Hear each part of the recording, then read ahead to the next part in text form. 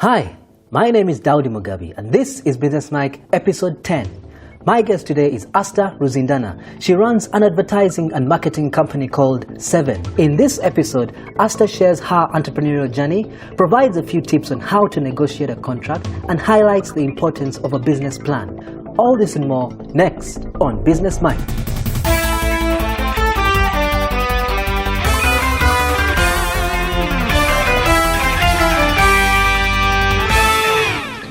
Thank you, Aster, for taking the time to be here today.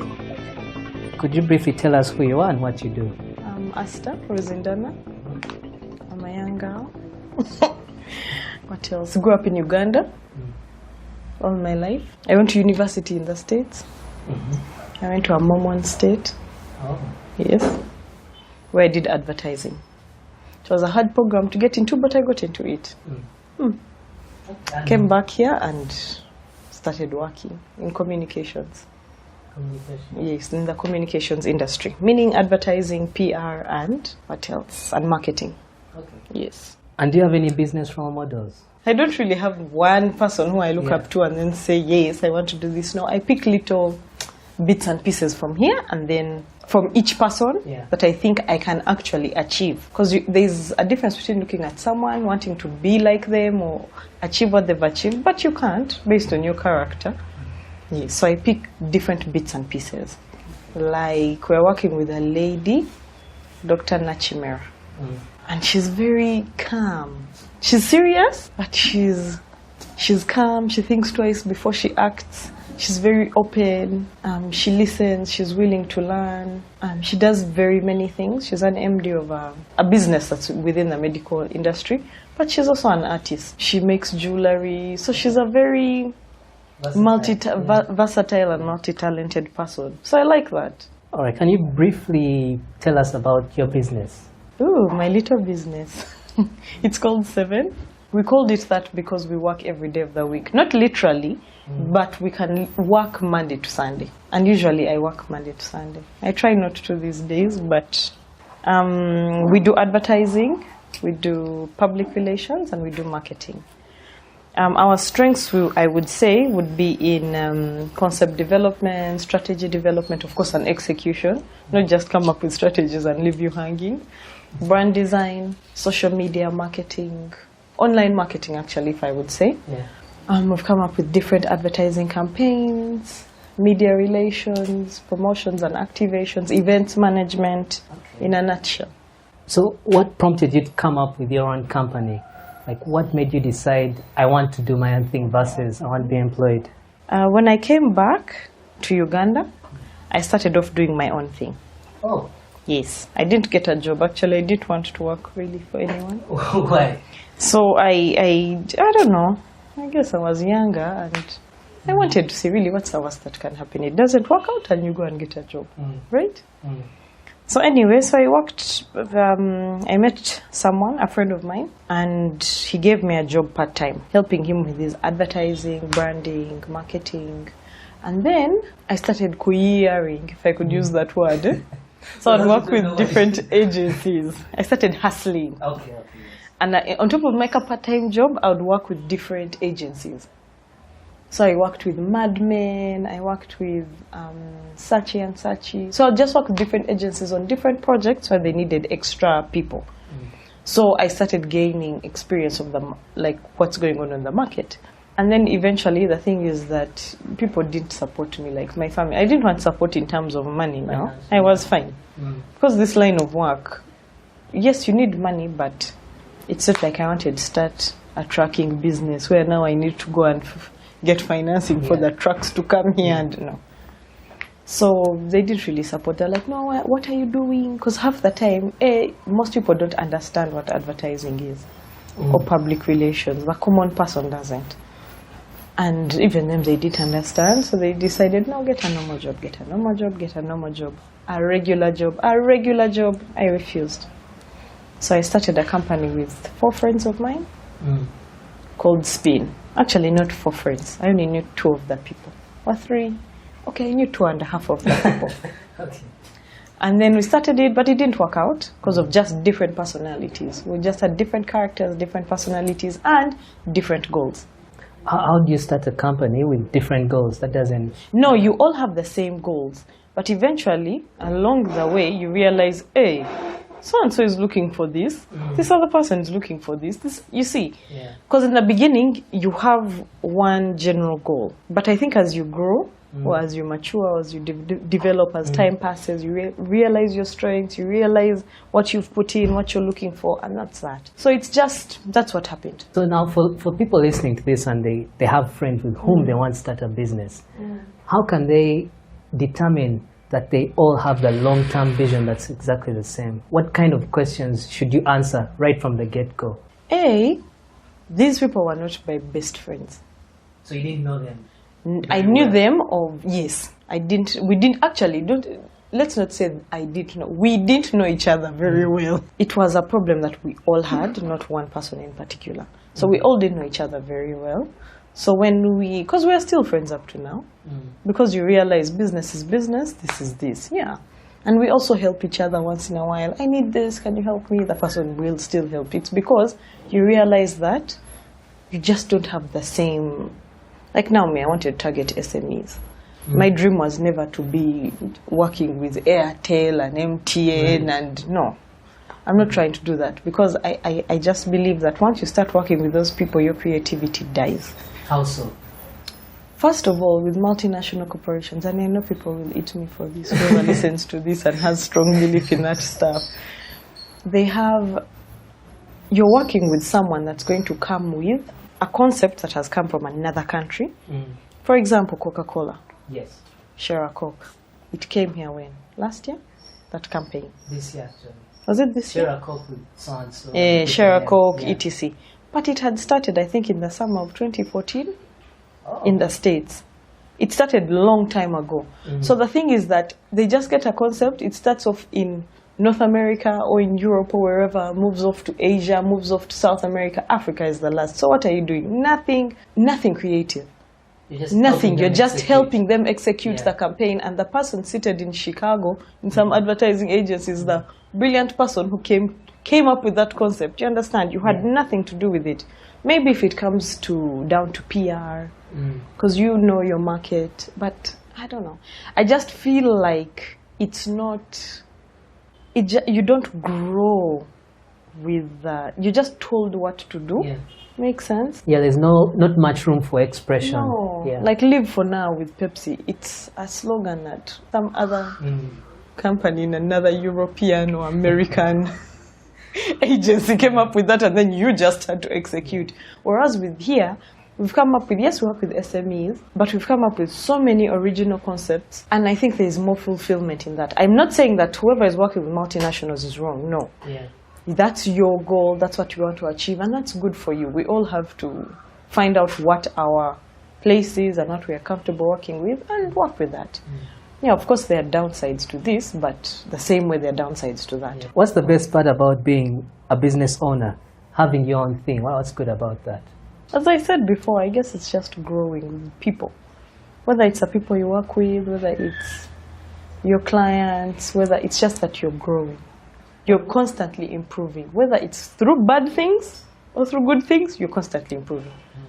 Yeah, that's what I like. That's the truth. What about the downside? What's the downside to owning your own business? Theft of work. You see, we're in the service industry.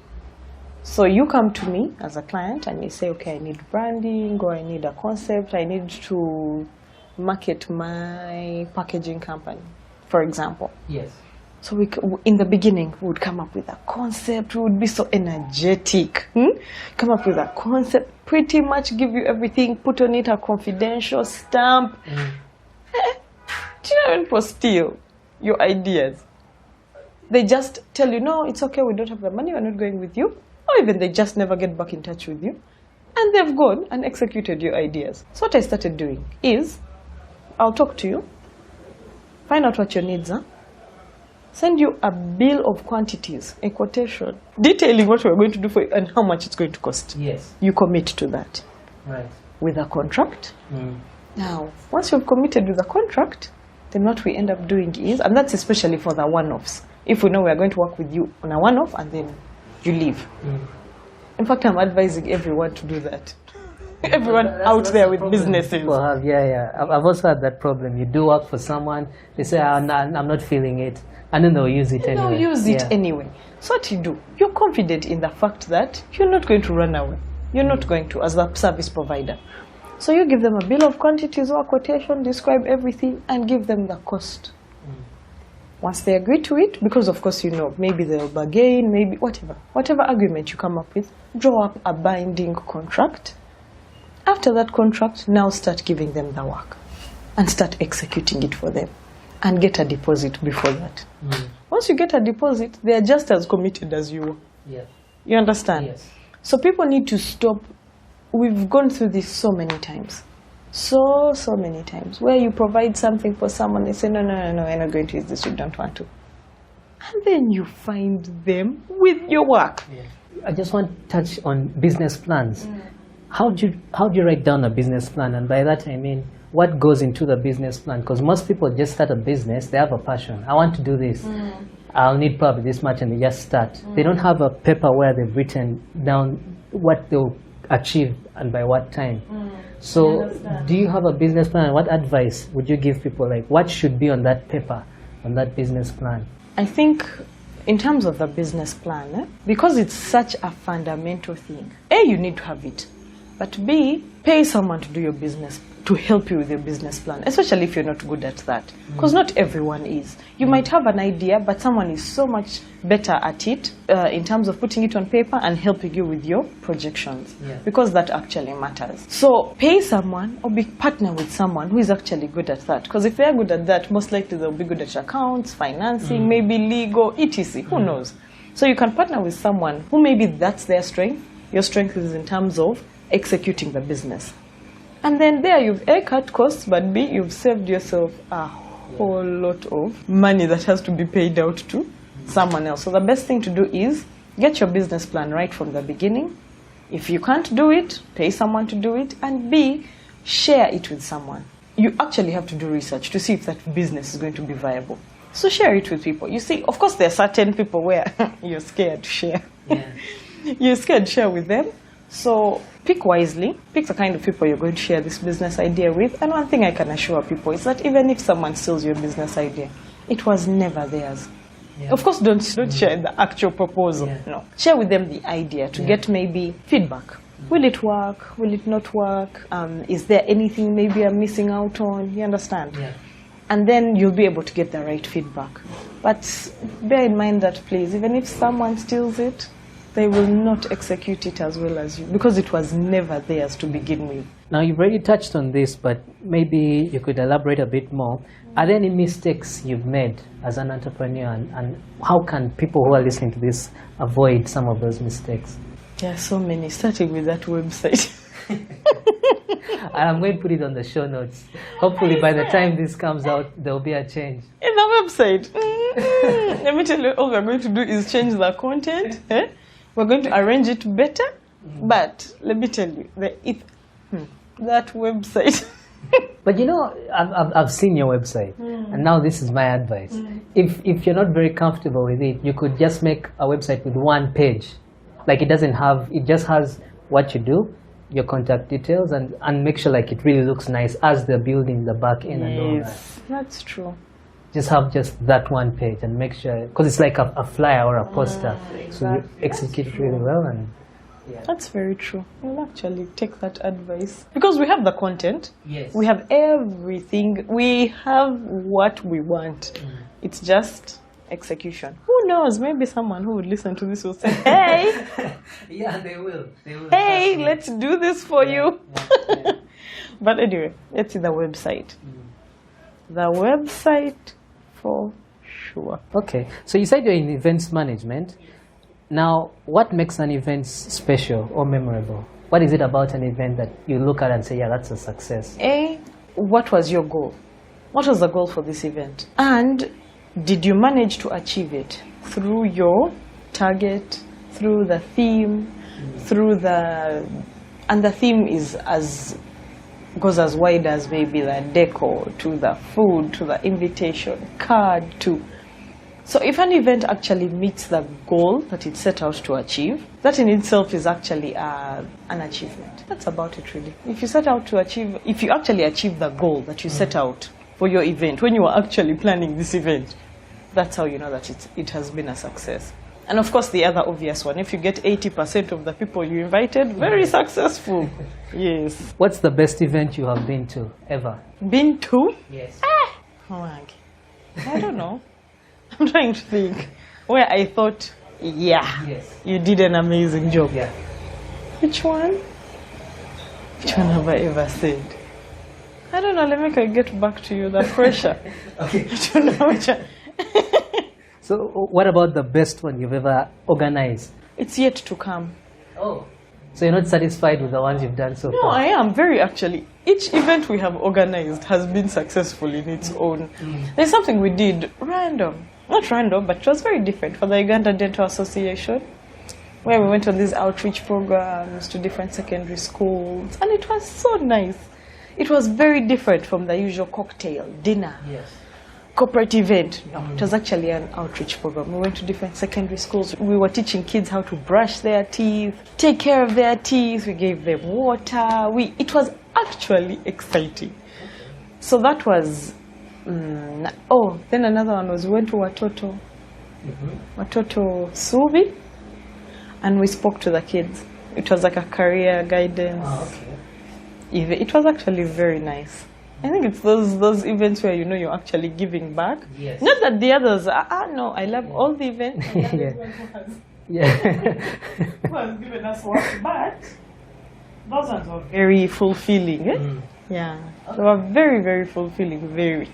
And then the children asked me, They're like, you girls, you've come here and we want to know how old you must be to what? To do what you're doing. And I asked why, and they said, because you look like you're our age. And these were 17-year-old children. I was so happy. So, I don't know, they're just fulfilling. You get to meet fresh faces. Through those two events, we met fresh faces. Kids with hope, kids that are... So it was very, very nice. Okay. Actually, there was a question here where I was going to ask you the happiest moment in your business. Would you say that that's probably... Yeah, when we went to Suvi, it was very nice. It was very, very, very nice. And then the kids wrote to us. Oh, really? Yeah, on Facebook. They got in touch with us through Facebook. It was so cool. Yeah, it was very, very nice. So you're into branding. What companies have brands that you admire? Are there any brands In Uganda? Generally all over the world? Let me see. I like Bold. I like the fact that as a boutique... Oh, Bold Kampala. Yes, Bold Kampala. I interviewed that one over there. Yeah, and they're very nice girls. I like the fact that they stuck to neutral colors, black and white. Because you see, they're boutique. Yes. So they have clothes, shoes, and other accessories of all colors. So you can't have a boutique with... your branding cannot be colorful. You cannot have a multicolored... Okay, you can maybe. I'm saying you cannot, but it competes with whatever you have in store. Yes. So I actually like what Bold did. Generally, of course, I like Nike. Yeah, Nike is good. It makes me happy. It's just a swoosh. And Nike. As in how it doesn't get better than that, right? But yeah, back to Bold. Bold is nice. I really, really like the Bold branding. And if you look at other brands across the globe, even if it's Chanel, even if it's, they don't have colors. Yes. Yeah. Really Their branding subtle. does it very subtle because they don't want to compete with their product. So which other ones? There are many that I love. Airtel's campaigns. And their creative department must be doing an amazing job because they just do, their creative is very, very, very well done. So there are many, there are very many. And of course everything else we've designed here at 7, yes. Definitely. Right? Of course, don't worry, we'll show you some of the things. We've done a very, very good job. Yes. If you were the host of this show and I was your guest, what's the one question you'd ask me? Ooh, let's see. What's the one question? It definitely wouldn't be where do you see yourself in 5 years. I don't like that question. I don't like that. Why did you like it? I just don't like it. I don't know why. I just don't like that question. I'm sure everyone looks at themselves like, in 5 years I'm going to be doing... Everyone has that dream. Why are you now asking? What would I ask you? Yes, my question would be, what would you... Let me see how to phrase this. It's about fulfillment. What would you be doing? What would you genuinely be doing? Whether it's now, whether it's in the future. Let's say someone gave you $1 billion. Yeah. And so what would you be doing with that money in order to be fulfilled? Whether it means, and I mean in terms of business. So let's say, for example, someone gave you 1 billion, hypothetically speaking. Someone gives you $1 million. Let's not even make it 1 billion, $1 million. What would you do with that money to be fulfilled in terms of your career or your business? What would you do with that? Like, even if you died after making a plan for that 1 million, you'd go out saying, yes, at least, I've put that money to good use. Fulfillment in terms of, it's that thing where people say, do what you love, and you'll never work a day in your life. Yes. I think I would invest more in this podcast. Because I've said this before many times, but the reason why I started this podcast is because I started some businesses of mine and they failed. But by listening to other podcasts, I found all this advice from people who had started their own businesses and they helped me. So my goal is to use stories like yours and other people to inspire people who want to start businesses and those who already have businesses to see how they can improve. And this is not something I want to do just me till the end. Like if I die, that's it, the thing ends. I want it to be transferred to someone else and someone else and so on and so forth. So if I had that money, I would invest in like some sort of infrastructure or a system where we can expand out of this podcast and start doing things like events, retreats, helping the young people especially with this digital thing coming up with technology, try and see how they can use that to help themselves generate money and not lean towards the academic stuff only as well. So I would invest more in this in terms of seeing how it can help people even after I'm gone. That's how I put it. I like that. What other questions do people ask you for that last one? Let me see the questions I've been asked. I've been asked what inspires you, what motivates you. If you were to meet your 18-year-old self, what advice would you give yourself? Yeah. So sometimes I ask these questions just so the people listening can learn more about me, but also it's my way of trying to see what other new questions can I ask. So yeah. Finally, how can people get in touch with you and learn more about Seven? Oh, just go to our Facebook page. Which is? 7 Uganda, @7Uganda, #7Uganda, Facebook and Twitter. And the website? That's it. The website 7.co.ug. Is this the number or the word 7? No, it's actually the word. Okay. Yeah. Okay. 7.co.ug. Very simple. All right. I'll put all this on your show notes page. Hopefully by the time this comes out, the website will be... We are really, really trying to work on this. Thank you so much, Aster, for your time. I really appreciate it. Thank you. Thank you so much for listening to Business Mike today. And if you'd like to listen to more episodes just like this one, simply go to businessmike.com. For all the links and resources mentioned in this particular episode, simply type the name Aster, that's A-S-T-E-R, into the search bar to access her show notes page. Thanks again for listening, and until next time, take care.